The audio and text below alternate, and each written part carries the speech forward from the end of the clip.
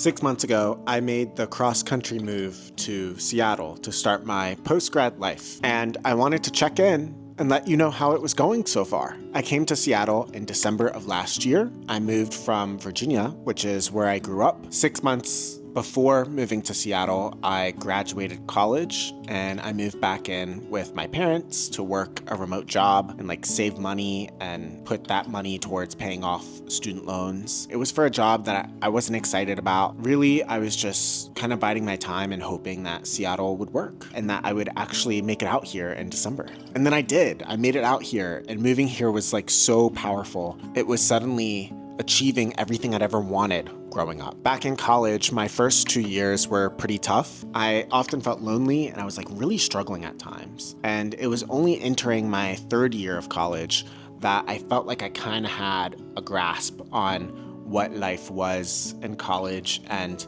had friends and things like that. So when I moved to Seattle, I really made it a point to give myself some grace and understand that this is a process that's gonna take many years for me to really feel at home here and secure here, to just be kind when I move here and I know nobody and I'm trying to make friends, and know that some parts might be tough, but eventually through a lot of hard work, it'll work out. Okay, so I got here in December. I moved into a high-rise apartment in downtown Seattle. My parents came out to come and visit and vacation, then they left. It felt more permanent than it did in college because now, this is it. I'm on my own. I'm an adult.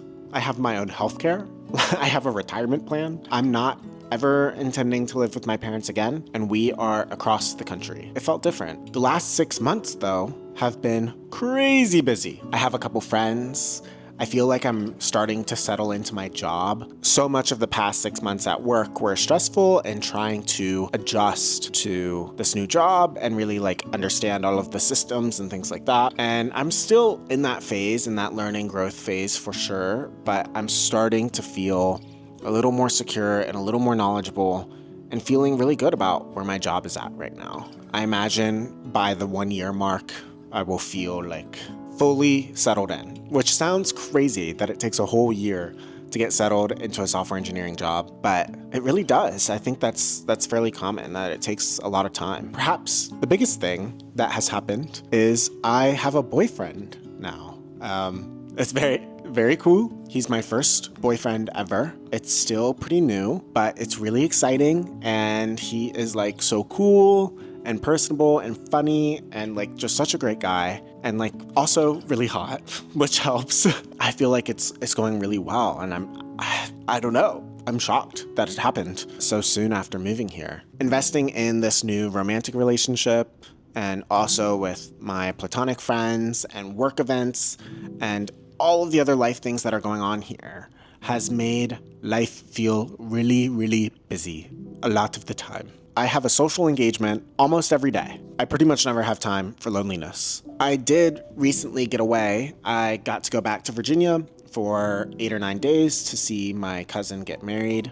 In Virginia, I had a bit of space to reflect on my life here in Seattle and to think about how things were going. And I really missed my life in Seattle. I realized how much I loved the life I built out here, and I realized how lucky I am that it's all happened in such a short amount of time. For the last 4 years, the biggest thing I craved in my life was stability. In college, I moved apartments every year. Last year in 2023, I moved across the country twice. I always had to pack light. I could never buy posters for my walls or physical books or anything because my home base was so far away in Virginia. I couldn't just drive my stuff home. And my life in these places just felt so temporary, I could never invest in them. And so I really crave stability. Moving here the last 6 months, of course, things aren't as stable as I would hope them to be. I'm very new. There's a lot of growth things that need to happen, but I'm getting there. And I feel like things are on the right track now. I have a bookshelf. I can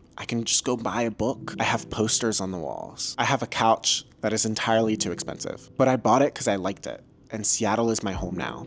This is permanent. Everything here in the last 6 months just really feels like it's pointing in the right direction for me. My social life, my work life, my romantic life, everything just feels like it's on the right trajectory. It's been so positive being out here, and I just feel incredibly lucky and really happy to be here. Okay, the culture here in Seattle has been interesting to learn over the last 6 months. Seattle is an introverted city. In California, it's very common to go into a shop and to be greeted and to have a conversation at the checkout line and to get a compliment from the cashier. In Virginia, there is Southern hospitality, which is much of the same thing with a little twinge of like religion attached to it. Here in Seattle, at a community level, very, very introverted. I can go to my local Walgreens and go to the checkout line and entirely check out, and the cashier says nothing to me. And I say nothing to the cashier. It's very introverted in that way. But don't confuse this for the Seattle freeze. I think there's this idea online that people are really standoffish here and they're not welcoming people into their communities. And there's this idea that it can be really hard to make friends here in Seattle. At an individual level, I don't think this has been the case for me. I see at a community level how things are very introverted, but every person I've met here has been so welcoming and so excited to meet someone new and to like welcome me into their space. So I would say, like, don't believe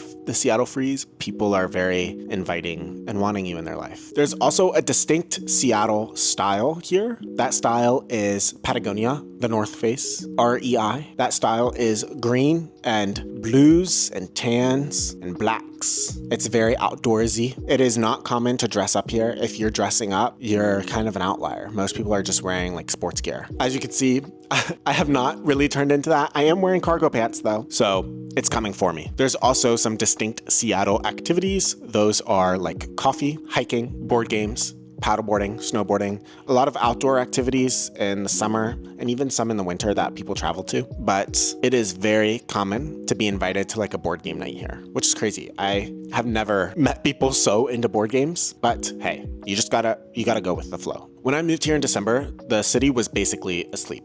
Nothing is happening in December. There are no events. People are hibernating. They're not going outside. But now that it's summertime, the city has really come alive. I see so many people out and about. Of course, there's tourism and things like that, but there's just events going on every weekend. There's things happening all the time. Capitol Hill is like crowded as fuck. It's really beautiful to see like the whole city come alive with this great weather. In the winter too, the amount of daylight you get is super harsh.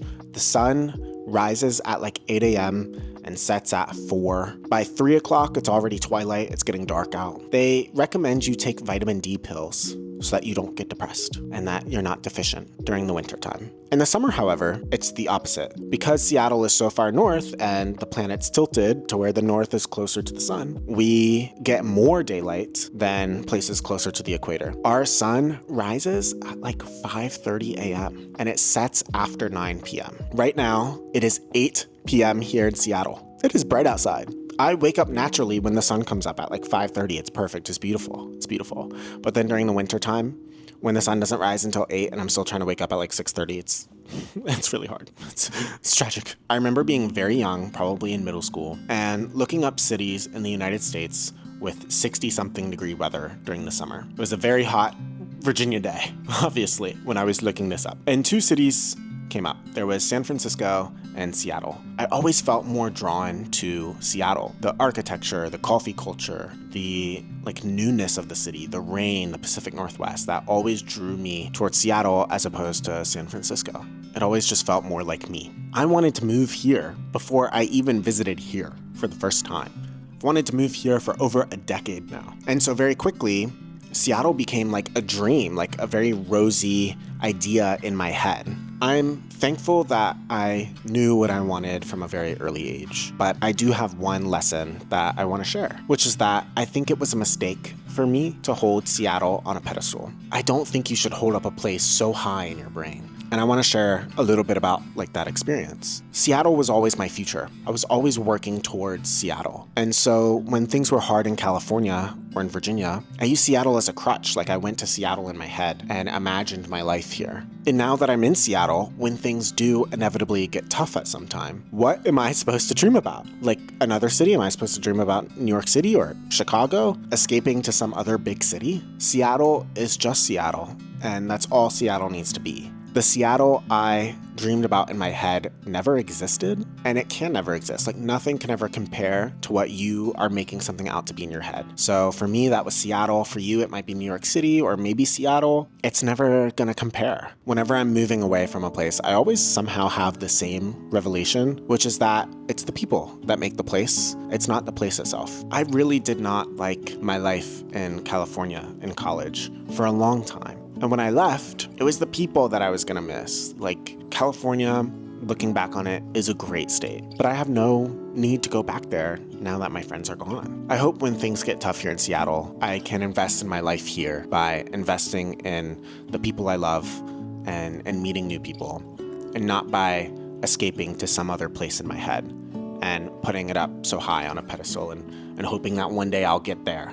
Because I did it, like I did the dream, and it has worked out surprisingly, shockingly well for 6 months. I always thought I would move to Seattle and I would never leave. I would just die here. I've been here 6 months. I love my life here. I don't intend to leave, but I could see myself living somewhere else if something took me there. I'm not limiting myself to this place anymore, even though I really like what I have so far. Okay, that's been the last 6 months. I look forward to the first year video, or the second year, or the fifth year, or maybe less, who knows? Right now, in this moment in my life, I'm happy. I am really thankful that I'm here, and it feels surreal that so much positive has happened in such a short amount of time. Yeah, chase your dreams. I don't know. I feel so thankful.